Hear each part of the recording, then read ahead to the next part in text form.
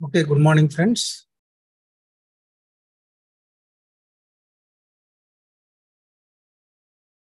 So, this is the sixth and the final class regarding our plant disease management.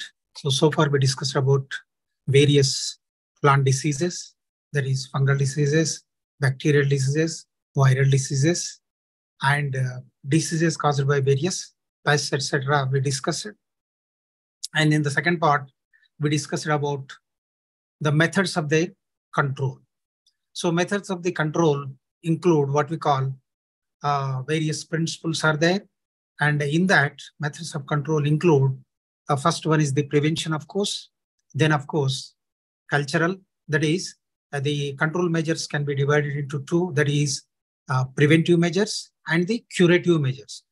So preventive measures mainly aim at obstructing the entry of the pathogen onto the host. So we do a lot number of practices to see that the pathogen does not reach the host. But in spite of taking so many quarantine measures or avoidance, etc., but still pathogens, because they are very minute, microscopic, they tend to reach the areas which we suppose inaccessible.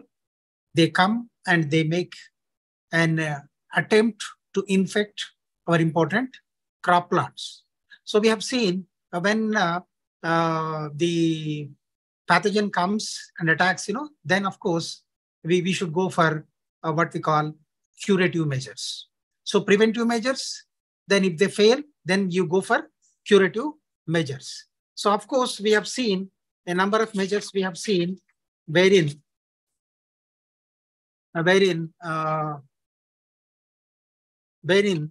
we tried our level best to see that our plant is protected properly. But the various preventive measures, of course, included your cultural methods, mechanic methods, physical methods, regulatory methods, genetic methods, and immunological methods. Then coming to curative methods. So curative methods generally we follow when our crop gets infected. And this, what we call, there are two, curative methods. One is what we call chemical method. The other is biological method. Of course, in the yesterday's class, we discussed about various chemicals that are used to control various plant diseases, especially the antifungal, antibacterial, antiviral, or insecticidal chemicals. Of course, we have seen, we have divided them into various categories, such as inorganic chemicals and organic chemicals. In organic also we discuss heterocyclic, benzene and phosphorus containing, etc. We discussed in yesterday's class. We also discussed about various strategies to control the menace of the pest by biological methods. Now in these biological methods, of course, our prime aim should be to encourage the natural enemies of various pests. Natural enemies, of course, regarding insects, we discussed, such as your dragonflies are there, your birds are there, crows are there, toads are there, and beetles are there, sparrows are there. So our aim is to avoid use of chemicals. So use of chemicals should be our last resort. When all our efforts fail, then only you go for chemical control of pests. Because they have, of course, the advantage is you can bring the pests under control at once. But the thing is, they leave your environment polluted, your water, your human beings, your livestock, etc. get affected. Even the enemy, their natural enemies, like your predators, they get eliminated. Your soil gets polluted, your water gets polluted. So hence we should use these chemicals only as a last resort. So that is how we discussed about various curative measures, especially the chemical and biological yesterday's class. Now, in the today's class, we discuss about what we call the genetical. That is, say, physical, mechanical, biological, chemical, then genetical. Genetical, of course, the all combined together, not one. Our strategy should be to combine all these, and we should go for what we call an holistic approach. Holistic approach, which is environmentally sound, which is cost effective, and which is socially adoptable. Such technique is what we call integrated pest management. So in today's class, we'll discuss about the genetical or transgenic technology, and the other is integrated approach to control the pest menace. So we'll begin with the transgenic technology. Now, agriculture is the backbone of Indian economy, and most of the people, even today, even 70% of the 70% of the population in India, agriculture is the main, source of life or livelihood. Now, the yield, of course, because of the green revolution, we have achieved self-sufficiency in the crop production. We have achieved self-sufficiency in crop production. Not only that, now we have reached such a state that we are able to export our produce to other countries. This has been possible only because of green revolution, wherein because of the use of high-yielding varieties, plant protection, irrigation facilities, better marketing facilities, all these help to achieve. Of course, the other is fertilizers, of course, nitrogenous fertilizers, high-yielding varieties, irrigation, nitrogen fertilizers, plant protection mechanisms, then finally marketing facilities. All these help to achieve what we call self-sufficiency in food grains because of what we call green revolution. So now, of course, agriculture, the yields, your agriculture yield depends on, or your crop is prone for what we call biological stress and also abiological stress. Say abiological means your temperature, your rainfall, your soil fertility, inclement weather, all these do determine your crop yields. Then coming to the other important factors that determine your yield include what we call the biological, that is biological stress. Biological stress means various pathogens that attack your crop, and ultimately you end up in losses. Farmers end up in losses because of the infection. The infections create diseases in plants, your crops, maybe your field crops, maybe fiber crops, or your orchards, whatever the case may be. In all the cases, they do suffer from what we call diseases caused by various pathogens. Now, these pathogens, of course, we studied in detail. It could be a bacterium, it could be a virus, it could be a fungus, or it could be a mycoplasma, or finally, it could be due to what we call pests, especially insects, or even your, nematodes. They do cause a lot of damage to our standing crops, and not only standing crops, even they cause a lot of damage to our, storage areas, godowns where we store the food grains. So these stresses, these biological stresses can be mitigated, can be minimized by adopting various techniques. Now, one such technique is what we call the genetical exploitation of genes. Now, this is a modern method. Of course, plant breeding has been under use. And of course, our high-yielding varieties, especially in wheat and rice, maize, and almost all the crops, we have high yielding varieties. Because of that only, we could achieve self-sufficiency. But the breeding is a cumbersome process, a long, time-consuming process, and of course, even the results are unpredictable. So for the creation, for the production of one high-yielding variety, it may take years together, and you have to spend lakhs and crores of rupees. But even the result is unexpected. You don't know. You may get a desirable, hybrid variety or not. Because what you do in hybridization, you select two parents. You go for inbreeding. When they become pure in their genetic makeup, then you cross. So our intention of crossing is to transfer the desirable characters from two parents into one individual, which will be superior to their parents. So the resulting hybrid is always superior to its parents. Then only we can call it as a desirable hybrid that can be released for the farmers for production.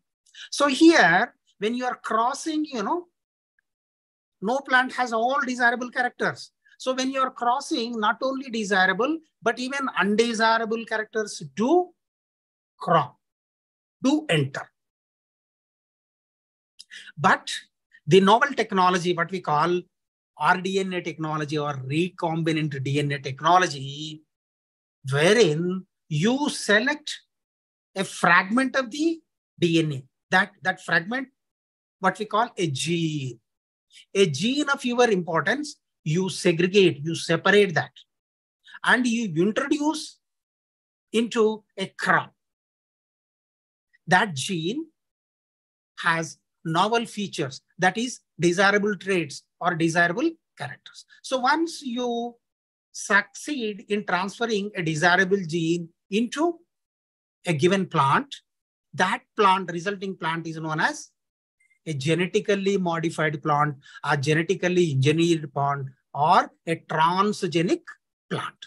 So transgenic plants are nothing but plants in which genetic material has been modified to produce the desirable traits or desirable characters. Now, this has been possible by exploiting what we call, modern techniques of biotechnology and molecular biology. By using various tools and techniques, various implements and gadgets, we are successfully separating that novel or a gene in which you are interested into the host, and ultimately you are engineering a new plant with a desirable gene.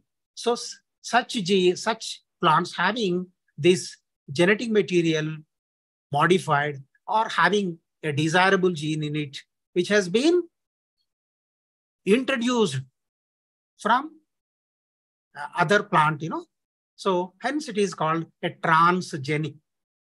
See, generally in conventional breeding, generally we do intraspecific. But here it could be interspecific or intergeneric. Or you are transferring not from a gene from a Gossypium species, Gossypium herbarium, Gossypium barbadens, or Gossypium herbaceum, arboreum, etc. Not belong to the same. But here you are transferring a gene from a bacterium into your cotton. So that cotton becomes what we call a genetically modified or a transgenic.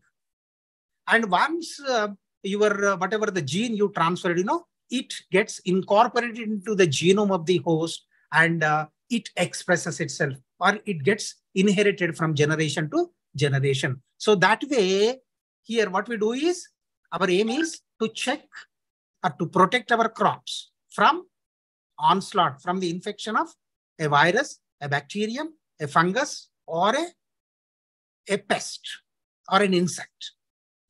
So here the technique is you transfer that gene from a resistant parent to a susceptible parent.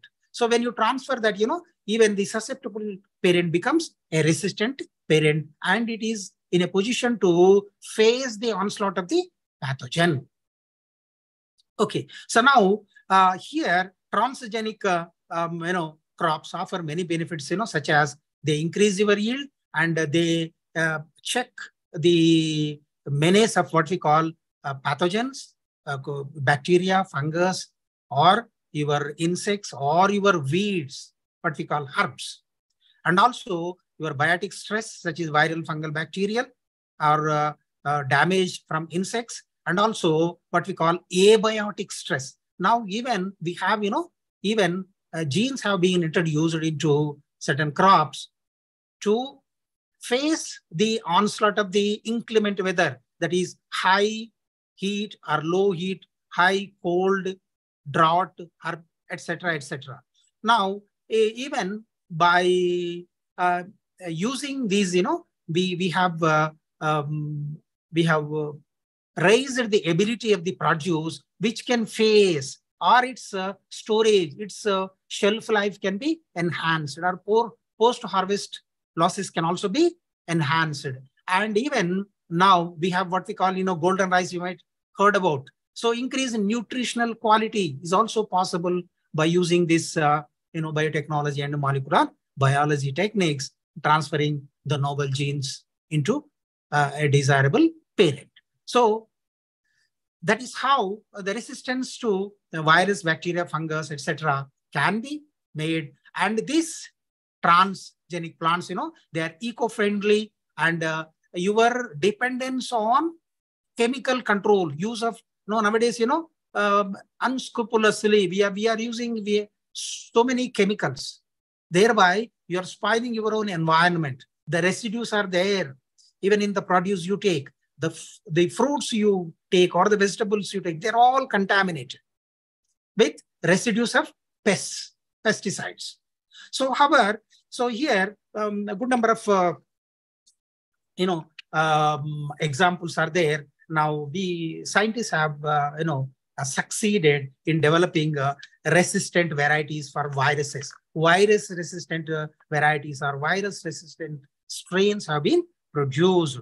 Now, viruses, of course, we discussed in detail about viruses. Tobacco virus, we have seen, and of course, so Tungro virus we have seen, causing a lot of dust. So here our aim is to minimize the use of chemicals and to enhance its ability to face this attack of the viruses. So virus resistance has been possible. Our virus resistant genes have been incorporated into various food and fiber and cash crops, wherein the recombinant DNA techniques have been used to transfer genes into various crops and thereby enhance their viral resistance. Now, this under viral resistance, of course, cross protection is there, satellite RNA is there, ribosome inactivating proteins are there, and RNA inhibition mechanisms are there, and antisense RNA approach is there, and the ribosome mediated protection is there. So all these are some of the strategies to develop resistance against viral attack. Now we have what we call so also in bacteria also. Bacteria, we have discussed about various bacterial diseases. To mention, bacterial blight of course, we discussed bacterial blight of rice, and also in citrus canker, of course, we have seen even in citrus canker, when this bacterial pathogen can infect almost all plants, they cause a lot of damage to the farmers, affecting not only the yield, that is quantity, but even the quality also gets affected. Okay, so now recently the transfer of resistant genes from the resistant varieties to the susceptible varieties has been successful, and so many in so many plants, food crops or fiber crops, or even in our orchards, fruits, vegetables, the resistance to bacterial have been, the genes for resistance to bacteria have been successfully transferred, and we could achieve resistance against various bacterial diseases. Now, they include, for example, antimicrobial peptides have been the genes that produce antimicrobial peptides have been successfully incorporated into hosts, and thereby, once they get incorporated, they express themselves, expressing nothing but they produce the given peptide, which acts as antibacterial. So sarcopins, the antibacterial lytic peptides, which are native to what we call joint silkworm, have been separated and introduced into our cultivars. Even atacins, this is also another antibacterial protein that has been separated from pupae of Halophoraceae Cercopia, and this has been successfully introduced. And lysozyme, the bacterial cell wall, mucopeptide and muramic acid. So lysozyme is an enzyme which has the ability to digest the bacterial cell wall. So if a bacteria makes an entry, if our plant is able to produce in response to its entry, if our host is able to produce, lysozymes, that is, which are able to digest the cell wall of the bacterium, then the reproduction of or binary fission or spore formation or other many modes of reproduction of bacteria gets affected. So once the reproduction gets affected, they'll not be in a position to cause any harm to our crop. So this is how so many varieties, so many plants which are resistant to bacterial attack have been successfully produced. Then we discussed about the resistant varieties against fungal diseases. You have to remember this. The diseases caused by fungi outnumber the diseases caused by bacteria, viruses, even the what we call insects put together also. So they rank first as far as the damage to your crop products is concerned. So loss from the fungal attack or disease caused by fungi outnumber the disease caused by other micropathogens and also pests. So now here, the plant molecular biology and biotechnology techniques have taken a rapid progress in the recent years, wherein identifying the novel gene and cloning them and involved in plant defense mechanisms.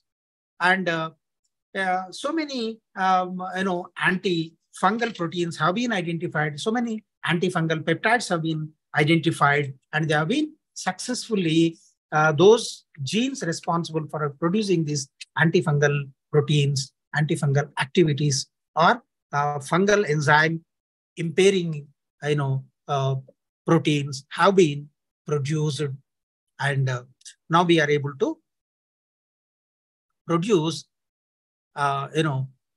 varieties of crops which can successfully face the onslaught of various fungal pathogens. Now, the transgenic plants against fungal diseases have been produced with different strategies. A number of strategies are there.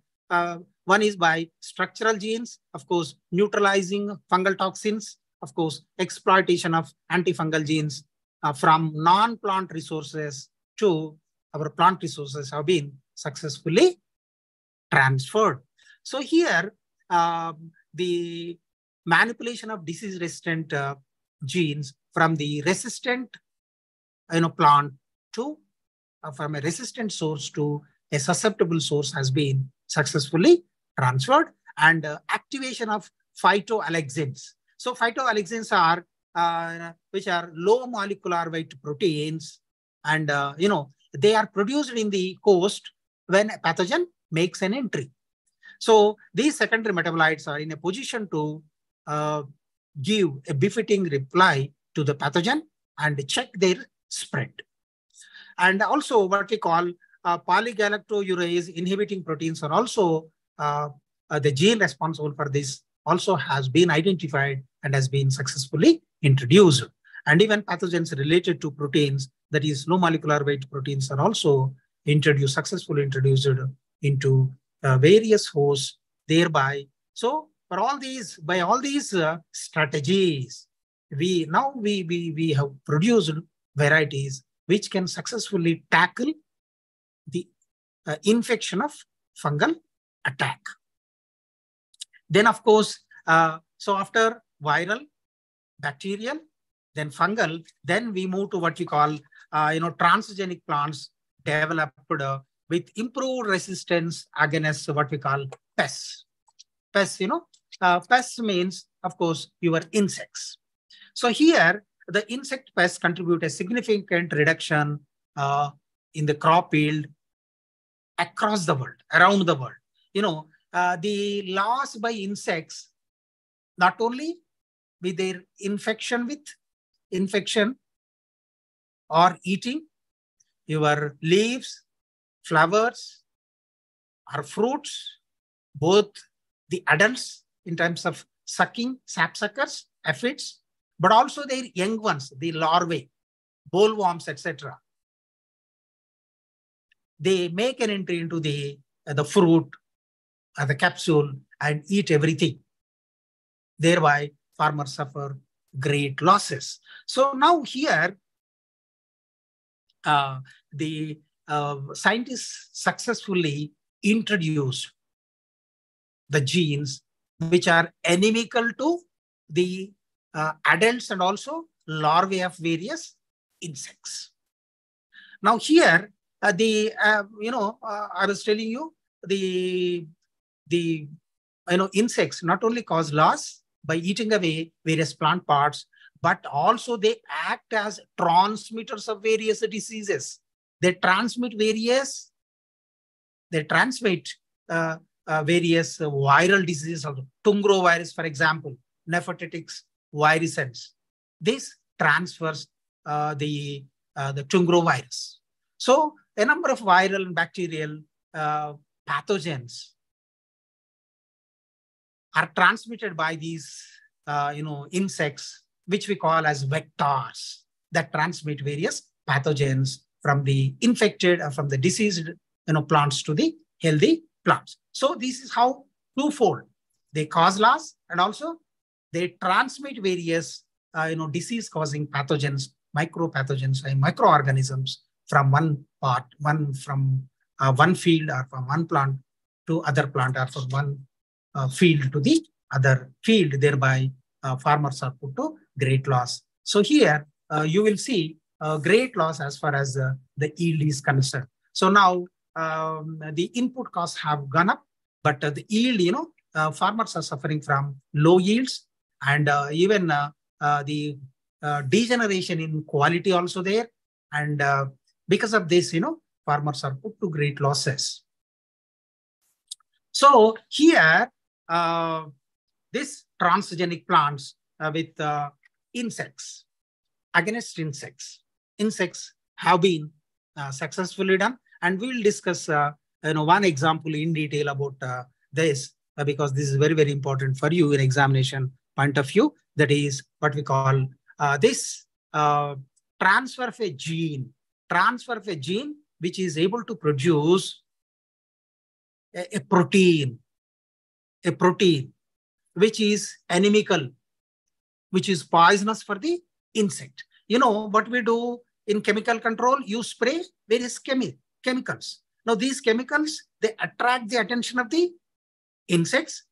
They eat these pesticides, and of course they get indisposed and ultimately they die. But here what we do, you don't spray any insecticide, but by introducing a novel gene into your host plant, that gene which is able to produce a protein that is poisonous for the insect. Now, when that protein enters into the gut of the insect, it becomes activated, and thereby it paralyzes the activities of various insect. Ultimately, the insect dies. So here, this is what we call, by using genetic engineering technology, these transgenic or genetically modified plants were developed with the inclusion of insect-resistant traits or characters. So one such well-known example is what we call Bacillus thuringiensis, a soil bacterium. A soil bacterium which has a gene in its plasmid, extranuclear ring, what we call a plasmid. In the plasmid, there is a gene which codes for a protein known as cry protein. The cry is CRY, cry protein is a crystal protein. It is able to produce a crystal protein, or which is an endoprotein or endotoxin, a toxic protein. Now, this toxic protein, of course, because what you have done, that gene that is present in the soil inhabiting bacterium, that is Bacillus thuringiensis. It is a gram-negative bacterium, and it was the credit for identifying this goes to, in 1901, a Japanese biologist, Shigeto Ishiwatari was the name of the Japanese scientist who first isolated this or identified this soil inhabiting gram-negative bacterium known as Bacillus thuringiensis, and it has the ability, so whenever it attacks a host, it produces a toxin. So we become, or the people with less resistance or small organisms are prone for diseases or impairment. So here, these Bacillus thuringiensis, that cryoprotein or poisonous protein or endotoxin, it has been proved to be toxic to various, butterflies, moths, beetles, or cotton bollworms. It has been proved to be very toxic to them. So once this protein enters into their body, they get paralyzed, they get killed. So here, what we are doing, we are not spraying any poisonous material, but you have introduced this, you have segregated, you have separated the gene from the bacterium. By using our DNA technology, you have successfully introduced that into cotton. And then that cotton with this gene of Bacillus thuringiensis is known as BT cotton. So sometimes they'll ask you, expand BT. What do you mean by BT? BT is nothing but BT is Bacillus thuringiensis. As this is present in cotton, we call it as BT cotton. And BT gene containing brinjal is known as BT brinjal. So BT brinjal, BT corn, BT mustard, BT. So number of BT plants are now available. So BT tomatoes are available. Of course, in India, the environmental raised objection for the introduction of this BT gene into crop or consumable, crops like your brinjal, tomato, etc.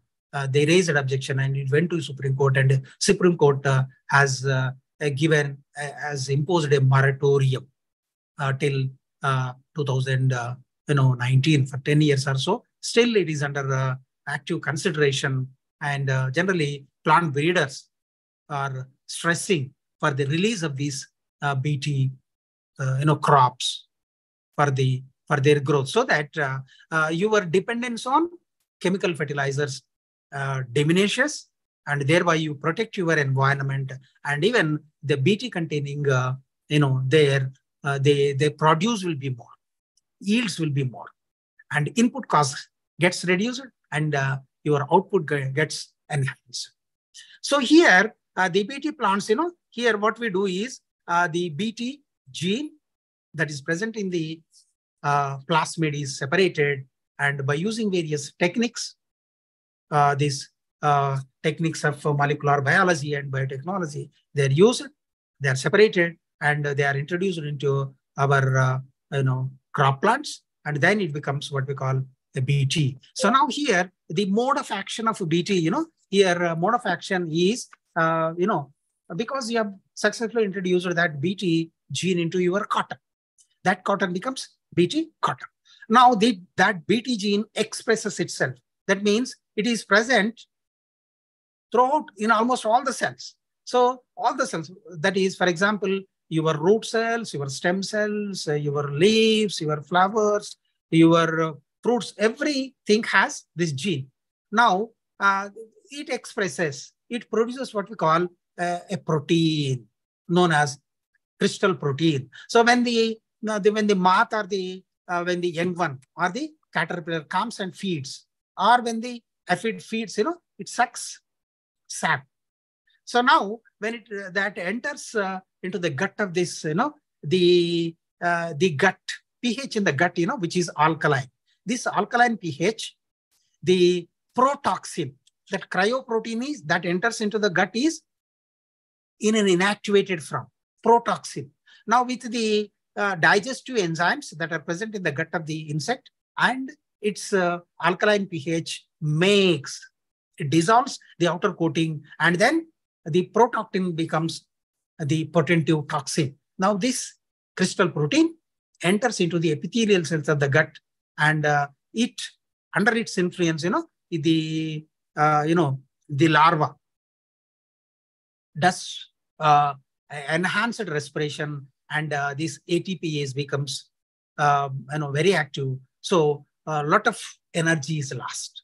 So it becomes very inactive. It becomes less active, and it doesn't like to feed, and ultimately it loses its senses, and ultimately it dies. So here the gut, the pH of the gut, which is alkaline, makes the protoxin into toxic form. This toxic enters into the gut epithelial cells, and where is ATPase becomes very active, and too much because of the hyperactivity of ATPase, the insect larva, the larval insect becomes exhaustive, and ultimately it dies.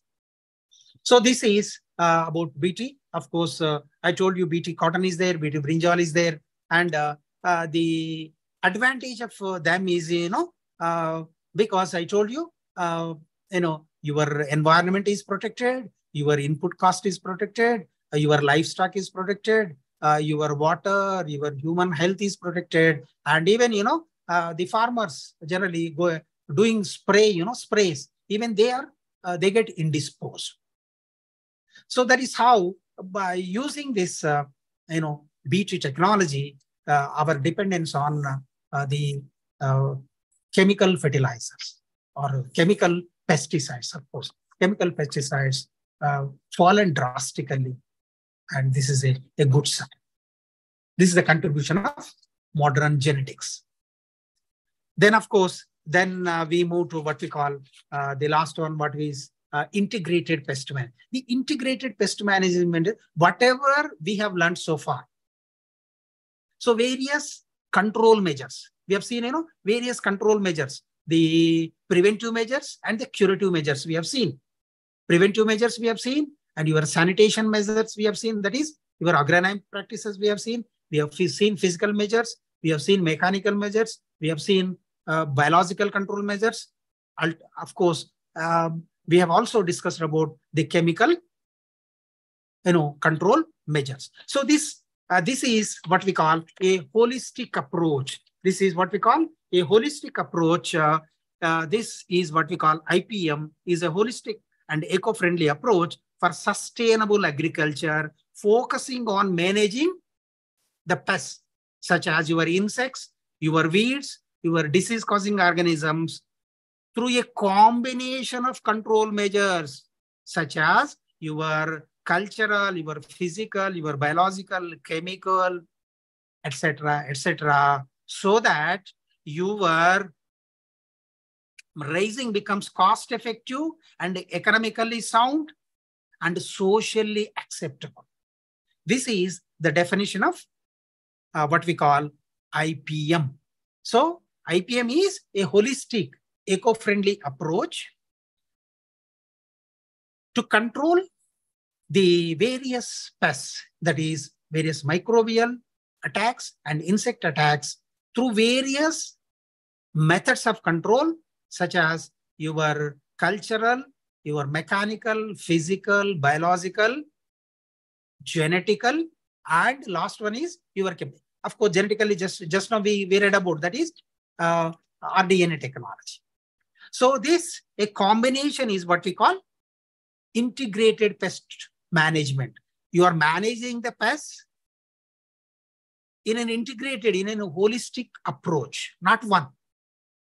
So the method you choose depends on the very area where you are growing, the type of crop you are growing, the type of the season you are growing.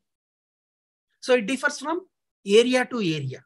So in one area, your prevention may be successful. In some other area, your cultural practices, your tillage practices may be effective. In some areas, your physical approach or your mechanical approach may be. In some other areas, biological approach may be effective. So in some other areas, your chemical approach may be effective. So here, the holistic approach wherein physical, biological, chemical, your genetic, and all these are weighed. They are weighed, and under the supervision of experts, they will give you advice to which method you should go based on the area, based on the type of the crop, etc. You have to choose. So now in this IPM, there is a cone, at the base, what we call the preventive measures. Then you go for cultural sanitation measures, then your physical mechanical methods, then your genetical methods, your biological methods. Last should be your chemical. So chemical control should be at the last resort because it spoils your environment. It spoils it is, poisonous against you, human beings, and also poisonous against what we call your livestock. Your soil gets, and your, what we call the natural enemies of the pathogens get eliminated, because of excessive use. Now, the bees, various hundreds types of bees are lost, which are the pollinators. And the sparrows, they pick, what we call, they act as predators. Their population is lost. Crow population is lost. So your, what we call, your aquatic ecosystem got polluted.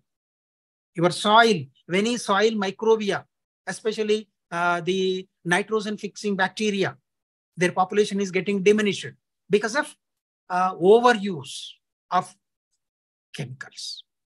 So what I mean to say is chemical use, chemical control should be last resort.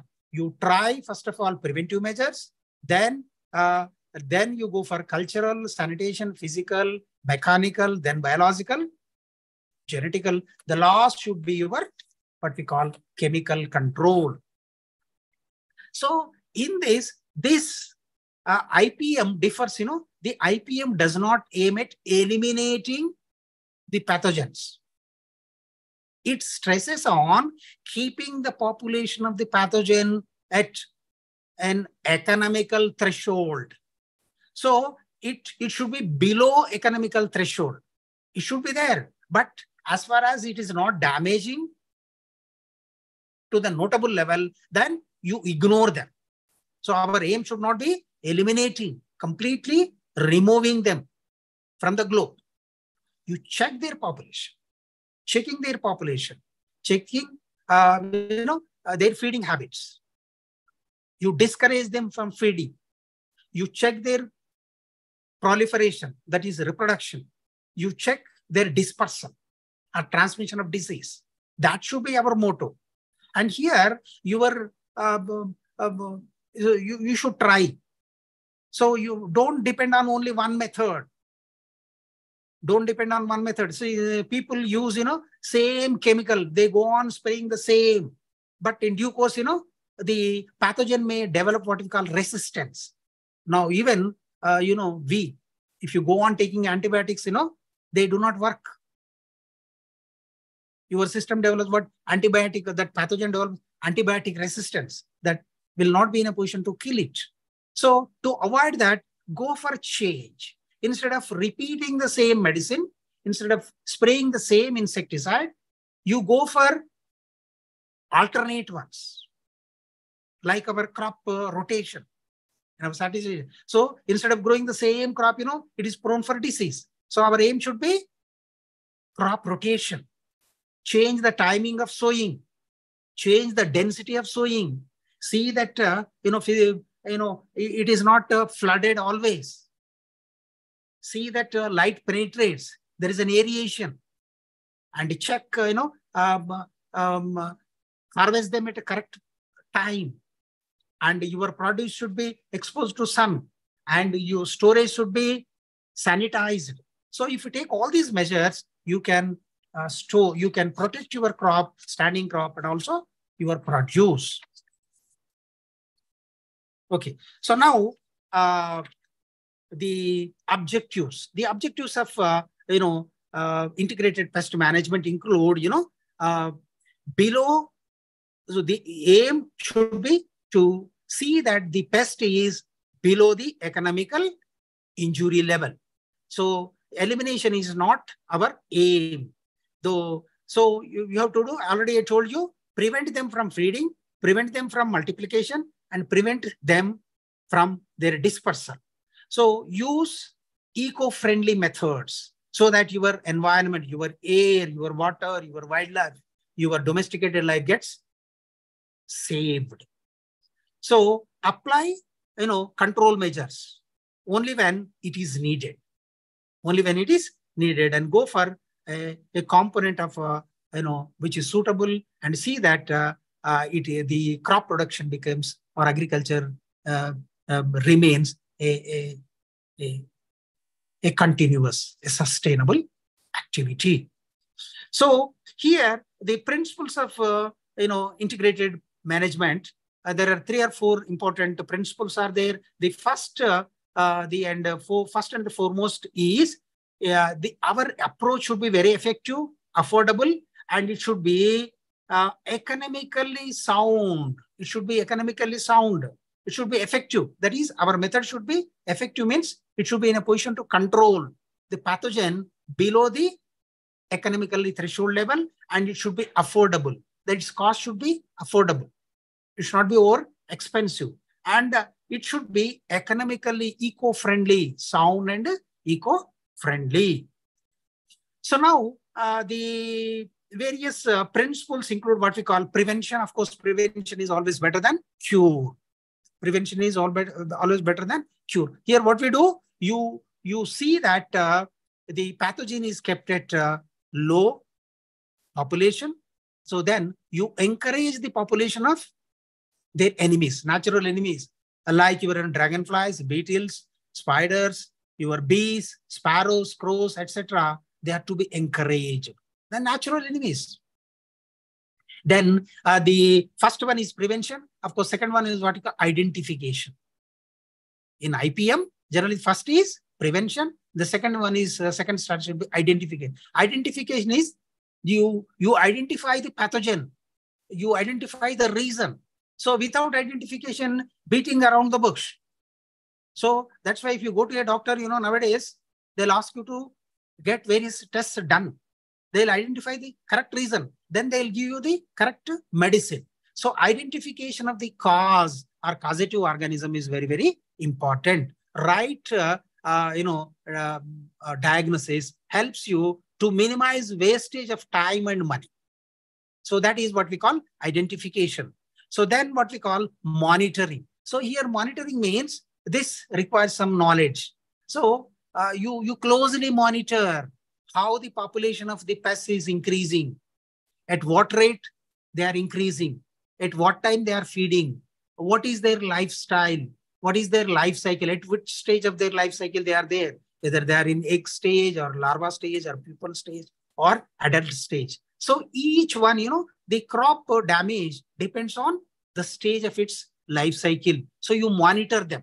So monitor them. So for this, what we need is, we need the expert advice. Only agricultural scientists, they receiving the information from the field assistants, they'll be in a position to tell you to which state that disease is there. Then of course, action taken.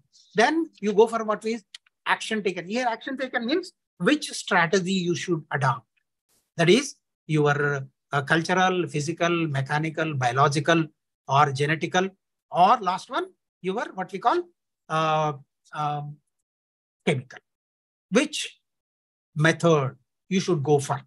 That will be decided by based on the various close observation or monitoring, then the expert will give you piece of advice which strategy you should follow, which method of control you should follow. Then of course treatment. So here the principles: prevention, identification, monitoring, then decision making, then the treatment. After treatment, this means that you apply. Then you evaluate how successful you were, how successful your strategy were, how best you protected your crop, standing crop, or the produce in your godown. Now this integrated pest management, primarily three types of integrated pest managements are there. One is what we call integrated disease management, integrated insect management, integrated integrated weed management. These three put together make what we call integrated pest management. So now integrated disease management. Disease means disease caused by various pathogens. It could be a fungus, bacterium, viruses, etc., etc. So here the integrated disease management involves, host to resistant. The best thing is what we should do. Best thing is you go for the varieties which have the pathogen resistant varieties.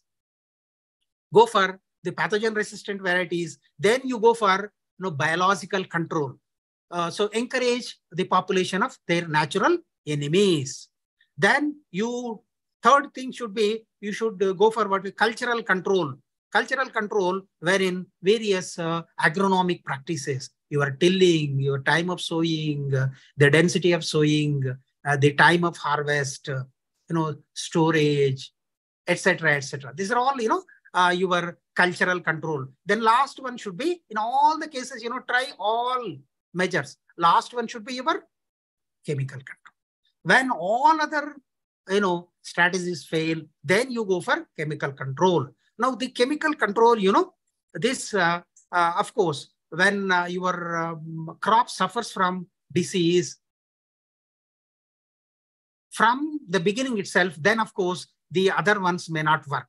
So then in that case only you should go for chemical control.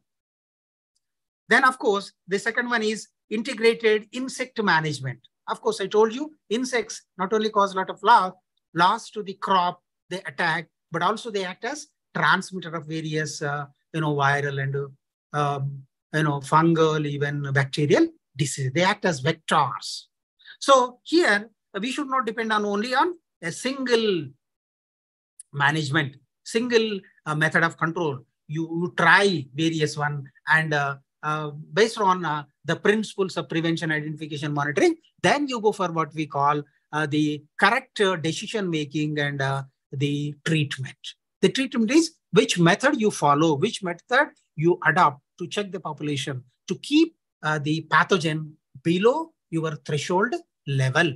Now, cultural practices, of course, your ploughing is, I told you, use of healthy seeds are there, use of, correct dose of fertilizers, and weed management is there. And of course, going for crop rotation and erecting what we call, sticky traps, etc. And hormonal pheromones, etc. can be used. Then of course, physical control means that, cutting, pruning the diseased parts. The stems, branches, leaves, the infected part should be separated. They are to be buried or burnt. Or then physical also include what we call, trenches, etc. Trenches can be dug so that the larvae will not be in a position to move from one row to the other, because only adults can fly, but the young ones or the larvae cannot fly. So thereby you if you dig trenches between rows, the insect may not be in a position to reach the next row. That is how. And of course, the sticky tapes you can erect so that the flyers will come and get attracted and they stuck to the glue. Thereby they get eliminated. Even of course, behavioral control, example, pheromones, of course, can be used. And the other new strategy is releasing the population of sterile males. So you raise the sterile males and you release them large numbers. The males, generally females, they are the voracious feeders. The general males, generally they do not cause much harm, when the male and the female meet, because it is a sterile male, and the eggs laid by the insect, that is female insect, will not hatch because there was no copulation. Copulation was not there. Even the copulation also there, the male is a sterile. So you don't get a zygote, an embryo formation. Then, of course, I told you chemical control should be last one. In all the cases, you try for cultural first, then you go for physical and mechanical, then you go for biological.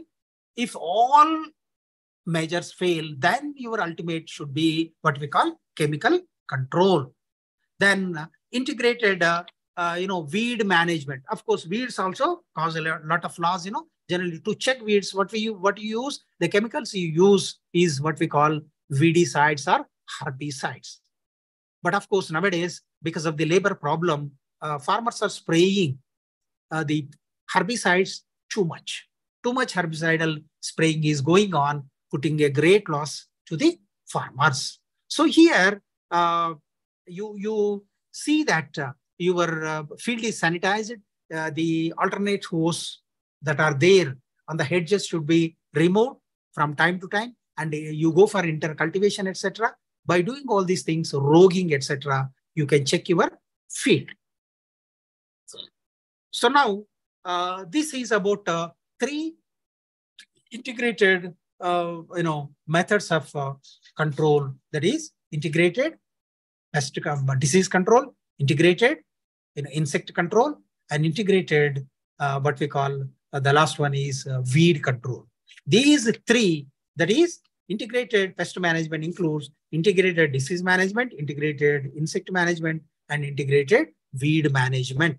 So integrated pest management is nothing but a practice of control of pests below the threshold level by the combination of various pest control measures such as cultural, physical, mechanical, biological, genetic, and the last one is, of course, your chemical.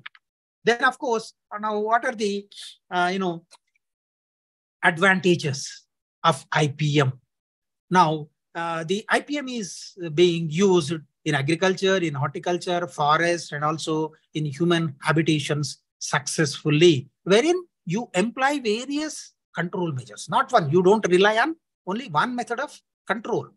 Various methods of control, a cafeteria of control measures are being used. Now, advantages, generally slower development, because in pest resistance, if you spray, pesticides, the pathogen may develop pest resistance. But here, there is no scope for the development of resistance because you are using multiple options. There is a slow development of resistance is there, and health risky of sprayers will be there, and the cost effectiveness, the cost becomes very less. Financial savings will be there, and generally dependence on chemicals gets reduced, and it leads to what we call sustainable agriculture, and long-time pest problems can be solved not by one, by using multiple options. Now, what are the disadvantages? The thing is, it requires expertise. Expertise is needed. In case of spraying of chemical fertilizer, no degree is needed. An illiterate can also do that spraying. Of course, if he follows a correct dosage of mixing, then you can spray. But here, your identification, your monitoring, then assessing, then going for treatment, it needs lot of inputs, and finally a decision is taken. For that, knowledge is very much needed. This is available only with the experts or the agricultural scientists. So it requires time consumed and also a cooperative affair. It requires a cooperative, that is field staff, and also the experts in the labs are involved. So more staff is needed, more time is needed, and it needs lot of investment also. Then, of course, It requires, I told you, coordinated effort of all staff members. But of course, it is nowadays it is not possible unless and until you assign it to a private company. That becomes, if it is a government affair, you don't see cooperation. It becomes a failure. So when initially it is expensive. Okay. Now in India, of course, the history in IPM in India, this IPM has been according to Food and Agriculture, UN was Food and Agriculture Organization. This has been followed in developing and developing countries of across the world, around 60 countries. This has been being followed. Of course, in India, the first operational research on this integrated pest management was initiated in 74 and 75, especially in two crops, especially in cotton and rice. And of course, later on in 1985, it was transferred to the Union Agriculture Ministry, and National Agricultural Policy has been laid in 2000. And of course, in 2007, National Policy on Farmers has been laid. And the 12th Planning Commission has taken up this on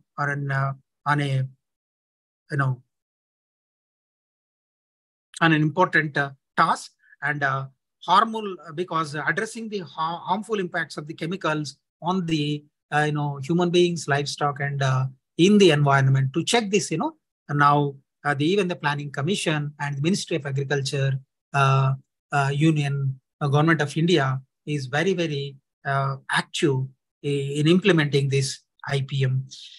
And there is one department, what we call Department of Agriculture and Cooperation, that is the highest body that looks into this. And here what we need is under this scope of IPM, Government of India has established some 91-92 years. It has established some 31 IPM centers across the world in 28 states and 1 union territory. And of course, in 5th year plan, a new memo by name, what we call National Mission on Agriculture Extension Technology, NMET has been coined, National Mission on Agriculture Extension and Technology. And it was formed under the submission of plant protection and plant quarantine. And of course, it aims, training, demonstrating, and extension.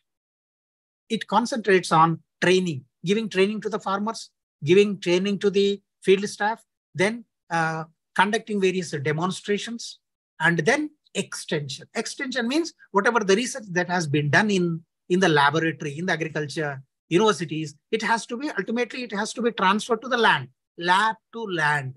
Unless and until it is extended to the farmers, it is of no use. So this is what we call about IPM. So IPM is nothing but a holistic, eco-friendly, sustainable agriculture that focuses on managing insects, weeds, and diseases through combination of cultural, physical, mechanical, biological, genetical, and chemical modes, suiting to your crop, your area, etc., etc. This is about IPM. So with this, we have completed the syllabus, of course, because the syllabus is big, and of course, we are supposed to complete in just 6 classes, had been to rush through. Unless and until I will not be in a position to complete that. Of course, I think we have successfully completed the task that has been given to us. Now, if you have any doubt, now you raise your doubts. If you have any doubt, so I'll be in a position to answer them. I'll try to answer your queries.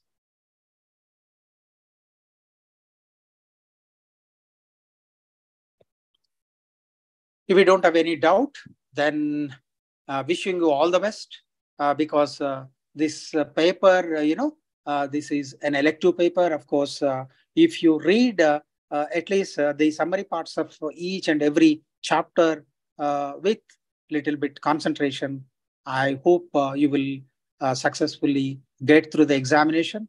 Wishing you all the best. Now I'll conclude my lecture. Thank you. Thank you for your patient hearing. Thank you.